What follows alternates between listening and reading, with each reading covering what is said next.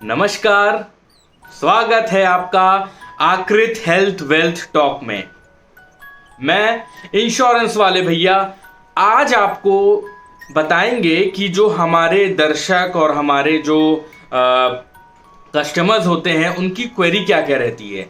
वो जो general questions पूछते हैं वो मैं आपको बताने की कोशिश करूंगा ताकि उस क्वेश्चन से आपका भी डाउट क्लियर हो जाए। तो एक ये क्वेश्चन पूछा है कि आईडीवी बढ़ा के दीजिए।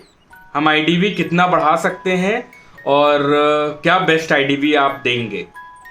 तो दोस्तों मैं आपको बता दूं कि जो आईडीवी है यानी कि इंश्योर्ड डिक्लेयर्ड वैल्यू, वो जो जनरल अपना आईआरडीए है, जो गवर्निंग बॉडी है, वो कहता है कि आप जो अपना आईडीवी है वो हर साल आपकी गाड़ी का डिप्रिशिएट होता रहता है।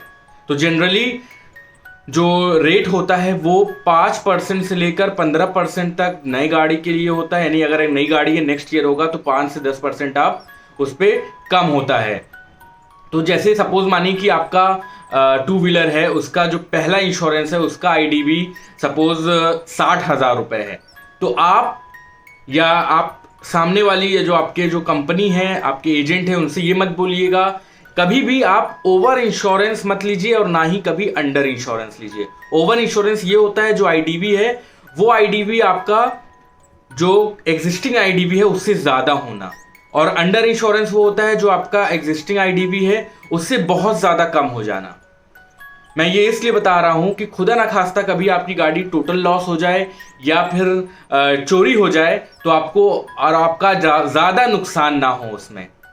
तो कोशिश करिए कि सपोज मैं आपको एग्जांपल दे रहा था कि अगर 60,000 लास्ट इंश्योरेंस पे आपका आईडीवी है तो आपका आईडीवी इस साल आप 55,000 कर सकते हैं, या मैक्स टू मैक्स आप 48,000 तक आप आईडीवी कर सकते हैं। 48,000 से ज्यादा नीचे मत करिए, ना ही 60,000 से बढ़ाइए, ना ही 61,000 करिए या 62,000 करिए।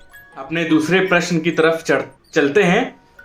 तो इन्होंने काफी अच्छा क्वेश्चन पूछा है कि मेरा इंश्योरेंस दूसरे कंपनी से है तो क्या मैं अभी अपना रिन्यूअल दूसरे कंपनी से करवा सकता हूं कि नहीं, और मुझे एनसीबी मिलेगा कि नहीं मिलेगा।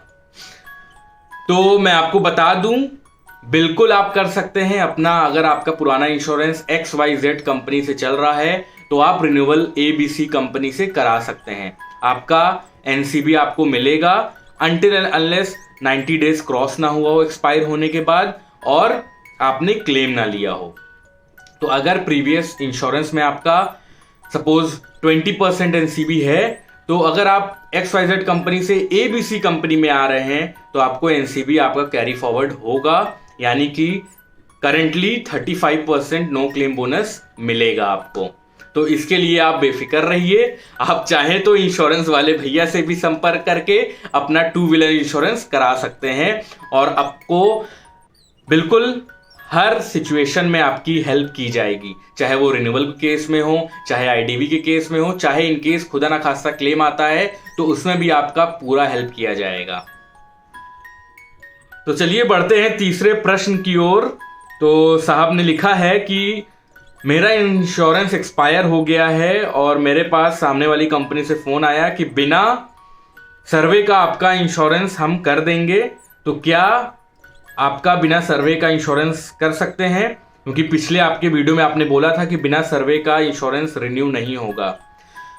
तो जी हाँ, बिल्कुल सही सवाल पूछा है आपने। मैंने आपको बताया था कि बिना सर्वे का इंश्योरेंस नहीं होगा। क्यों? सपोज कि आज 23 जुलाई 2022 है, तो अगर आपकी पॉलिसी पे एक्सपायरी डेट आज का है, 12 बजे पॉलिसी एक्सपायर हो रहा है, और अगर आप कल इंश्योरेंस कराएंगे यानी कि 24 जुलाई 2022 को, तो आपकी गाड़ी का ओडी इंश्योरेंस कराएंगे तो सर्वे करना कंपलसरी हो जाएगा। लेकिन वहीं कुछ कंपनीज बिना सर्वे का इंश्योरेंस कर देती हैं। उनका एक शर्त ये रहता है कि वो इंश्योरेंस आपका 2 या 3 दिन बाद का रहेगा। सेम डे से वो कवरेज आपको नहीं मिलेगा। सेम डे से कवरेज के लिए आपको गाड़ी का सर्वे कराना पड़ता है। और मैं तो ये कहूंगा कि अगर आप इंश्योरेंस करा रहे हैं तो आप सर्वे गाड़ी का जरूर करवा लें, क्योंकि खुदा ना खास्ता कभी कोई क्लेम आएगा तो आपका कोई दिक्कत ना आए उस चीज पे। और एक चीज और मैं बता दूं, अगर केवल और केवल आपको लाइबिलिटी इंश्योरेंस कराना है, यानी केवल थर्ड पार्टी इंश्योरेंस कराना है आपको, और वो पॉलिसी आज एक्सपायर हो रहा है और आप कल कराना चाह रहे हैं, तो उस केवल थर्ड पार्टी इंश्योरेंस में सर्वे की जरूरत नहीं पड़ती है। तो हो सकता है कि कुछ जो आपके पास आया है कि बिना सर्वे का कर रहे हैं, तो वो आप देख लीजिए कि वो 2 या 3 दिन के बाद से चालू होगा। और कुछ कुछ कंपनीज, क्योंकि ये कुछ कुछ कंपनीज ने 2 व्हीलर पे वेव ऑफ किया है सर्वे के लिए।